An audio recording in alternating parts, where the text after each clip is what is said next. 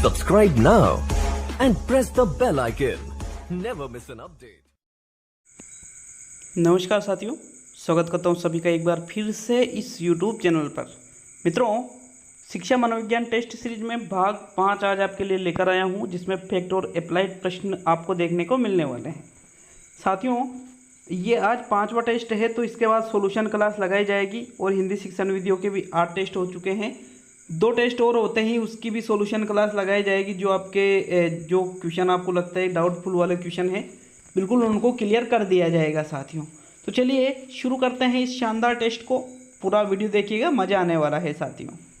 प्रश्न नंबर 1 आता है, सीखने की प्रक्रिया में अभिप्रेरणा छात्रों की स्मरण शक्ति को तेज बनाती है, पिछले सीखे हुए को नए अधिगम से अलग करती है, शिक्षार्थियों को एक दिशा में सोचने के योग्य बनाती है और शिक्षार्थियों में सीखने के प्रति रुचि का विकास करती है।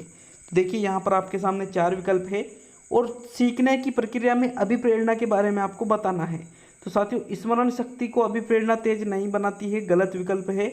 और जो सीखे हुआ पिछला है उसको नए अधिगम से भी अलग नहीं करती है। और एक दिशा में, सिर्फ एक ही दिशा में सोचने के योग्य नहीं बनाती है, बल्कि यहाँ पर जो अलग अलग दिशाएं उसमें सोचने के योग्य बनाती है। इसलिए ये विकल्प भी गलत हो गया। और चौथा और अंतिम विकल्प है, शिक्षार्थियों में सीखने के प्रति रुचि का विकास करती है, कि बालक उसको सीखने के लिए उसकी बालक की रुचि हो जाएगी यदि वो आंतरिक रूप से अभिप्रेरित है तो। अतः आपका जो चौथा विकल्प है यहाँ पर वो बिल्कुल सही रहेगा। आपको PDF लेनी है तो हमारे टेलीग्राम चैनल से जुड़ जाइए साथियों। हमारा टेलीग्राम चैनल है स्टडी विद PN लोधा के नाम से। नेक्स्ट प्रश्न 2 आता है, मन का मानचित्रण संबंधित है समझ बढ़ाने की तकनीक से, साहसिक कार्यों की क्रिया योजना से, मन का चित्र बनाने से और मन की क्रियाशीलता पर अनुसंधान करने से। तो साथियों, मन का मानचित्रण किससे संबंधित है? उसका सही आंसर है मन की क्रियाशीलता पर अनुसंधान करने से ये संबंधित है। देखिए, मन का मानचित्रण मतलब उसके मन में क्या क्या चीज़ें चल रही है, रिसर्च एक तरह से किया जाता है साथियों इसमें। तो जो चौथा विकल्प है आपका वो सही रहेगा प्रश्न नंबर 2 में।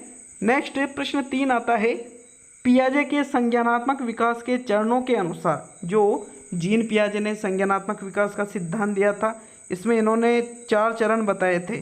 अब देखिए, संवेदी प्रेरक अवस्था किसके साथ संबंधित है? जो प्रथम चरण है संवेदी गामक या संवेदी प्रेरक अवस्था भी, या इंद्रिय गामक अवस्था भी इसको कहते हैं। तो इसका संबंध इन 4 विकल्पों में से किससे है? सामाजिक मुद्दों से सरोकार, अनुकरण, स्मृति और मानसिक निरूपण, तार्किक रूप से समस्या समाधान की योग्यता और विकल्पों के निर्वचन एवं विश्लेषण करने की योग्यता। तो साथियों, बड़ा ही इजी प्रश्न है कि कैसे है इजी। देखिए, संवेदी प्रेरक अवस्था की आयु सीमा होती है 0 से 2 वर्ष तक। अब 2 वर्ष तक समाज का तो कुछ नाम ही नहीं है, तर्क वो कर नहीं सकता, विश्लेषण वो कर नहीं सकता, मतलब वो अनुकरण, स्मृति और मानसिक निरूपण से संबंधित उसमें मानसिक योग्यता होती है। अतः आपका जो दूसरा विकल्प है साथियों यहाँ पर सही रहेगा। नेक्स्ट प्रश्न नंबर 4 पे चलते हैं। जब बच्चे की दादी उसे उसकी माँ की गोद से लेती है तो बच्चा रोने लगता है। बच्चा किसके कारण रोता है? देखिए, एक दादी है जो किसी बच्चे को उसकी माँ की गोद से लेती है, तो वहाँ पर बच्चा रो रहा है। तो बच्चा क्यों रो रहा है? वियोग दुश्चिंता, सामाजिक दुश्चिंता, संवेगात्मक दुश्चिंता और अजनबी दुश्चिंता। तो साथियों, इसका जो सही आंसर है वो रहेगा संवेगात्मक दुश्चिंता। देखिए, संवेगात्मक दुश्चिंता के कारण वो रोने लग गया है, क्योंकि जो शिशु होता है वो संवेगात्मक रूप से माँ से जुड़ा होता है। जैसे ही उसको उससे अलग किया जाता है तो वो रोने लग जाता है, और इसका क्या कारण होता है? संवेगात्मक दुश्चिंता उसके अंदर उत्पन्न हो जाती है, इसलिए आप वो रोने लग जाता है। विकल्प तीसरा आपका सही है प्रश्न नंबर 4 में। नेक्स्ट प्रश्न नंबर 5 देखेंगे साथियों, इंपॉर्टेंट प्रश्न है, प्रश्न को समझना। छात्रों के पोर्टफोलियो के लिए सामग्री का चयन करते समय, मतलब जो पोर्टफोलियो फाइल छात्रों के लिए बनाई जाती है उसके लिए आप सामग्रियों का चयन कर रहे हो, तो उस समय किन किन का जरूर होना चाहिए? विद्यार्थियों का समावेशन जरूर होना चाहिए, अभिभावकों का समावेशन जरूर होना चाहिए, विद्यार्थियों का बहिष्करण जरूर होना चाहिए और अन्य शिक्षकों का समावेशन जरूर होना चाहिए। देखिए, वहाँ पर विद्यार्थियों का समावेशन जरूर होना चाहिए। क्यों? क्योंकि सामग्री का चयन किसके लिए कर रहे हो आप? किसकी प्रगति का आकलन वहाँ पर किया जाएगा, किसका रिकॉर्ड संधारित उसमें किया जाएगा, छात्रों का। तो छात्रों का समावेशन उसमें जरूर होना चाहिए साथियों, इसलिए आपका जो प्रथम विकल्प है प्रश्न नंबर 5 में वो सही रहेगा। नेक्स्ट प्रश्न नंबर 6, नर्सरी कक्षा से शुरुआत करने के लिए कौन सी विषय वस्तु सबसे अच्छी है? मेरा परिवार, मेरा प्रिय मित्र, मेरा पड़ोस और मेरा विद्यालय।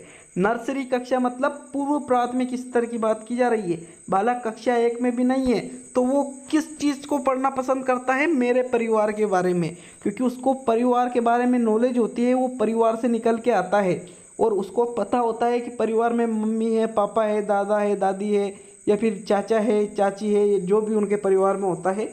तो साथियों इस प्रकार मेरा परिवार से जो नर्सरी कक्षा की जो बच्चे होते हैं नर्सरी कक्षा के, उनकी विषय वस्तु की शुरुआत करना चाहिए। प्रथम विकल्प सही है साथियों इसमें। नेक्स्ट प्रश्न नंबर 7, सतत और व्यापक मूल्यांकन किस पर बल देता है? सीसीई किस पर बल देता है ये पूछा है। बोर्ड परीक्षाओं की अनावश्यकताओं पर, सीखने को सुनिश्चित करने के लिए व्यापक स्केल पर निरंतर परीक्षण, सीखने को किस प्रकार अवलोकित किया जाए, किस प्रकार रिकॉर्ड किया जाए और किस प्रकार उसमें सुधार किया जाए, इस पर, या सीखने के साथ परीक्षाओं का सामंजस्य पर। तो साथियों जो सीसीई है आपको बेस्ट विकल्प चुनना है, वो बल देता है सीखने को किस प्रकार अवलोकित किया जाए, मतलब किस प्रकार बच्चों का जो सीखना है उसका अवलोकन करें ताकि बच्चा सीख रहा है या नहीं सीख रहा है, उनका रिकॉर्ड कैसे रखा जाए और अगर कोई त्रुटि या कमियां हैं तो उसको किस प्रकार सुधारा जाए, इस पर सीसीई प्रणाली बल देती है। आपका जो विकल्प 3 है साथियों वो सही है। नेक्स्ट प्रश्न नंबर 8, गतिक कौशलों में अधिगम निर्योग्यता कहलाती है डिस्प्रेजिया, डिस्प्रेक्सिया, डिस्कैल्कुलिया और डिसलेक्सिया। तो साथियों प्रश्न नंबर 8 में आपको ये देखना है कि जो गतिक कौशल होते हैं उसमें के अधिगम में अगर बालक में निर्योग्यता है तो उसको किस नाम से जाना जाएगा? मित्रों उसको कहा जाता है डिस्प्रेक्सिया। क्या कहा जाता है इसको? डिस्प्रेक्सिया ही इसको कहा जाता है साथियों। देखिए ये वाचन संबंधी बीमारी होती है और साथ ही गतिक कौशलों में भी ये नियोग्यता प्रदर्शित करती है, तो दूसरा विकल्प आपका सही है। नेक्स्ट प्रश्न नंबर 9, निम्न में से कौन सा विकासात्मक विकार का उदाहरण नहीं है? आत्मविमोह है, प्रमस्तिष्क घात, पर अभिघातज तनाव और न्यून अवधान सक्रिय विकार। तो साथियों देखिए विकासात्मक विकार का उदाहरण नहीं है यहाँ पर। जो आपका जो पर अभिघातज तनाव है ये विकासात्मक विकार का उदाहरण नहीं है साथियों। इसके अलावा यहाँ पर एक शब्द है आत्मविमोह। आत्मविमोह का मतलब क्या होता है कि बालक अपने आसपास के पर्यावरण से अनजान रहता है तो उसको ही आत्मविमोह कहा जाता है। जबकि यहाँ पर जो दूसरा विकल्प है प्रमस्तिष्क घात, इसका मतलब क्या होता है? बच्चों में संवेदनशीलता का यहाँ पर लोप हो जाता है और उनमें शारीरिक अक्षमता का विकास होता है, शारीरिक अक्षमता बढ़ती जाती है। एक और है न्यून अवधान सक्रिय विकार। साथियों ये क्या है? बच्चा किसी बिंदु पर अपना ध्यान केंद्रित करने में असक्षम हो जाता है तो उसको ही न्यून अवधान सक्रिय विकार कहा जाता है। ये तीनों ही विकासात्मक विकार के उदाहरण हैं, जबकि पर अभिघातज तनाव ये विकासात्मक विकार का उदाहरण नहीं है, इसलिए आपका तीसरा विकल्प सही है। नेक्स्ट प्रश्न नंबर 10 पे आते हैं। अचेतन मन का अध्ययन किया जाता है बहिरंग विधियों द्वारा, निरीक्षण विधि द्वारा, अतरंग विधियों द्वारा और मनोविश्लेषण विधियों द्वारा। तो साथियों जो अचेतन मन है सभी को पता होगा, जो मनोविश्लेषण विधियां हैं उसके द्वारा अचेतन मन का अध्ययन किया जाता है। तो आपका जो चौथा विकल्प है साथियों यहाँ पर सही रहेगा। और मनोविश्लेषण विधियों के बारे में, अचेतन मन के बारे में ज़्यादातर बताने वाले कौन थे? याद कीजिए साथियों, सिगमंड फ्रायड थे। कौन थे? Sigmund Freud. आपका चौथा विकल्प सही है मित्रों।